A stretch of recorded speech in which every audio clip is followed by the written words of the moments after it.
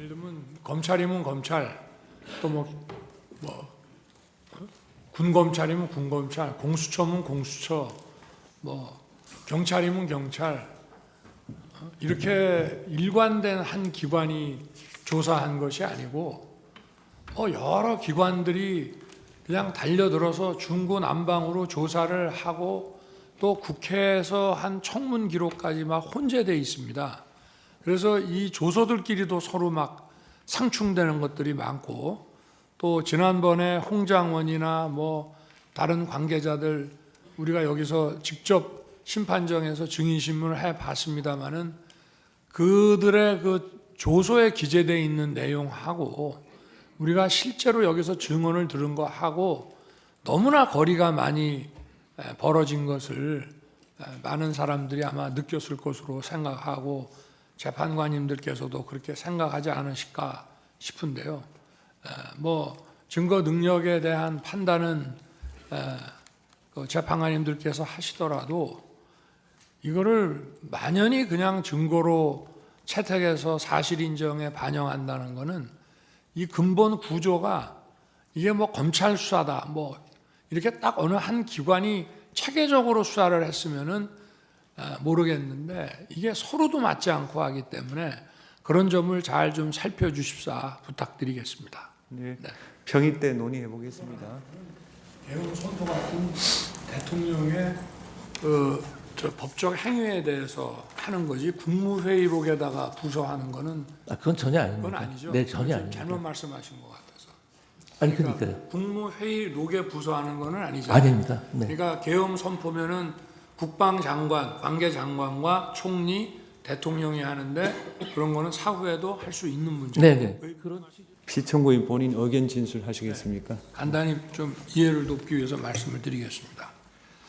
행안부 장관의 그 이상민 전 장관의 증언을 이렇게 들어보면은 조사를 받는 과정에서 계엄 이코르 내란이라고 하는 프레임으로 자꾸 물으니까 아마 일부 국무위원들이 그런 식으로 답변을 한 것 같은데, 도대체 국무위원이 대통령실에 그러면 간담회 하러 오거나 놀러 왔다는 것은 말이 안 되는 얘기입니다. 그래서 그런 점을, 그래서 제가 아까 전문 증거를 증거로 채택하는 문제는 헌재에서 결정할 문제라고 하더라도 그것을 얼마나 믿을 것이냐의 문제는 종합적으로 판단해 주십사 하고 이제 말씀을 드린 겁니다.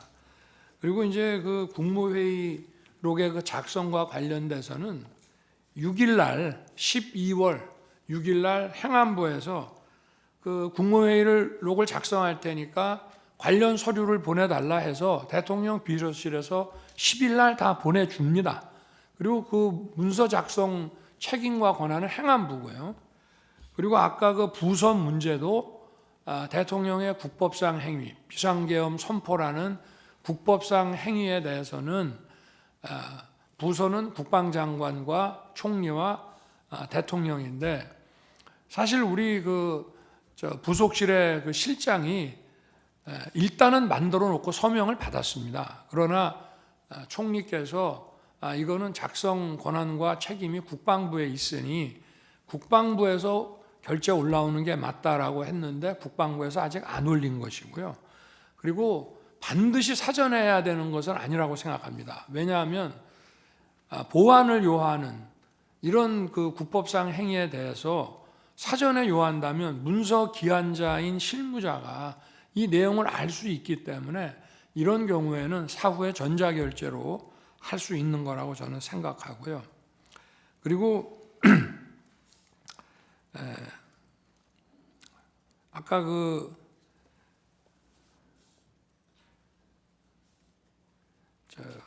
우리 소추인 측에서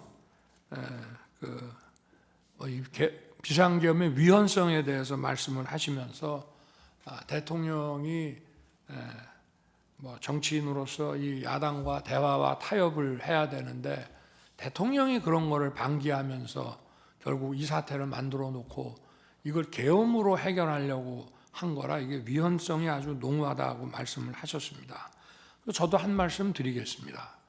제가 취임하기 전부터도 민주당과 야권에서는 선제 탄핵을 주장하면서 제가 이 계엄을 선포하기 전까지 무려 178회를 퇴진과 탄핵 요구를 했고요. 제가 국회 예산안 기조연설을 하러 가면 아무리 미워도 그래도 얘기 듣고 박수 한번 쳐주는 것이 대화와 타협의 기본인데, 제가 취임하고 갔더니 아예 로텐더홀에서 대통령 퇴진 이 시위를 하면서 의사당에 들어오지도 않아서 여당 의원만 놓고 반쪽짜리 제가 예산안 기조연설을 했고요. 그 다음번에는 이제 들어는 왔습니다. 언론에서 비판하니까. 근데 전부 고개를 돌리고 있고, 제가 끝나고 악수를 하니까 전부 거부하면서 그 문 쪽에 있는 일부만, 앞면이 있는 일부만 하고, 저에게 심지어는 빨리 사퇴하세요, 이런 의원들도 많았습니다. 그러니 도대체 제가 대통령으로서 야당이 아무리 저를 공격하더라도 왜 대화와 타협을 안 하겠습니까? 의석수도 100석 조금 넘는 의석을 가지고 어떻게든 야당을 설득해서 뭐를 해보려고 한 건데, 이 문명국가에서 도대체 현대사에서 볼 수 없는 이런 줄타내기라고 하는 것은 이거는 대단히 악의적인 거고, 이거는 대화와 타협을 하겠다는 것이 아니라 그냥 이 정권을 파괴시키는 것이 우리의 목표라고 하는 것을 명확히 보여주는 겁니다. 아까도 뭐 0몇 %의 예산 삭감이 0몇 %에 불과하다고 했는데요. 뭐 미국에서는 뭐 몇 조 달러짜리 가지고 예산이 셧다운 되면서 뭐 대통령이나 국회의원이나 월급도 못 받는 사태가 벌어지지만 금방 타협을 합니다. 근데 도대체 우리 헌정사상 핵심 아킬레스건 예산을 일방 삭감한 상태로 예산안을 일방 통과시킨 것은 지난 12월이 유일했습니다. 그런 말씀을 제가 드리고 싶고, 하여튼 이 무슨 뭐 대통령이 대화와 타협을 거부하고 불통해 일방 통행을 하면서 이루어졌다는 것이 바로 민주당의 계속된 프레임이었습니다.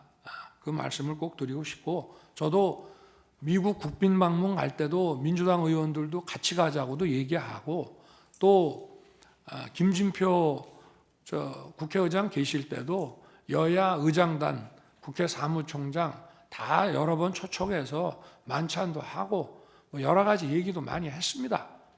그러니까 이런 주장은 정말 본인들에게 스스로 한번 되짚어 봐야 될 문제를 제게 얘기하고 있는 것이 아닌가, 저는 그렇게 생각하고 말씀을 올립니다.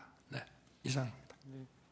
예, 정인석 본인께 의견 전술 기회 드리겠습니다.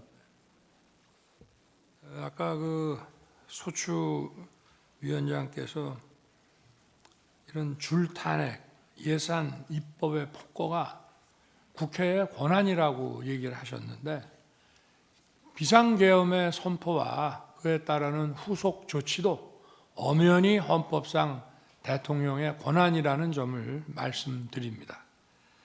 그리고 아무 일도 일어나지 않았다는 것은 바로 이 소추위원단과 민주당에서 만들어낸 내란 프레임으로 만들어낸 체포, 누구를 끌어내는 일, 그런 일이 전혀 일어나지 않았고, 국민들에게 어떤 군인들이 어떤 억압이나 공격을 가한 사실이 전혀 없고, 오히려 계엄 상황에서 경비와 질서 유지를 하러 간 군인들이 오히려 시민들한테 폭행을 당하는 그런 상황이었다는 그런 말씀을 드리고, 정말 아무 일도 없게 되어야 한다고 생각합니다.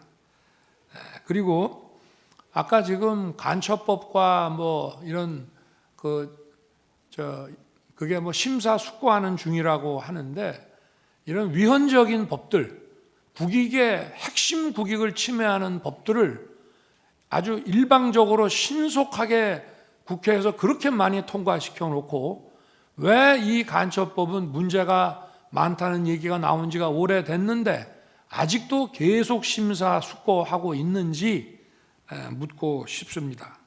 그리고 법률안 거부권은 루즈벨트 대통령이나 레이건 대통령도 이미 개혁을 하는 과정에서 수백 건씩 한 바가 있습니다. 그리고 아까 국방부 지휘통제실의 결심지원실에 제가 좀 시간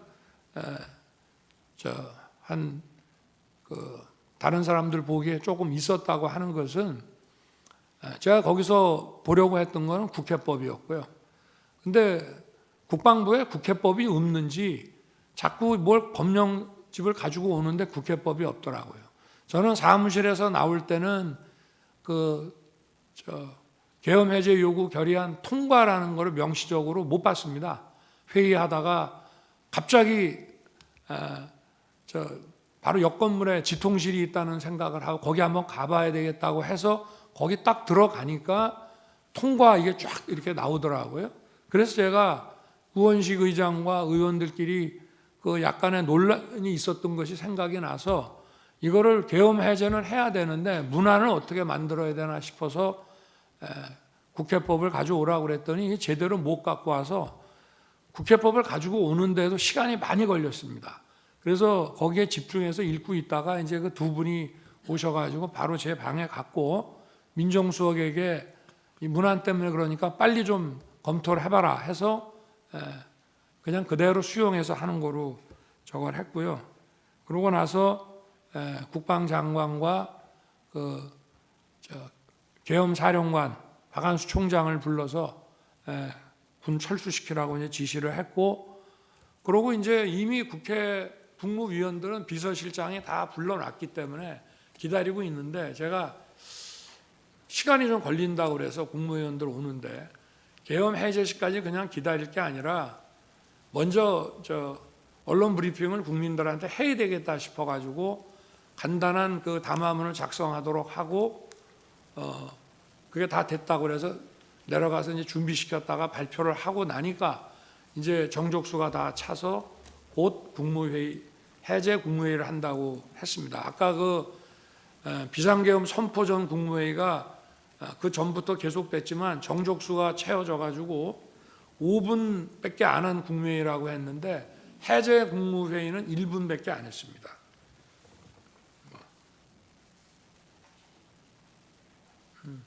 아니 그리고 간첩죄 개정 문제도 개정하기로 여야가 이미 합의를 다 해놓고 그 중국인 그 문제가 생기니까 갑자기 야당에서 보류한 거를 다시 한번 말씀드리겠습니다. 네, 이상입니다. 예. 백종욱 증인.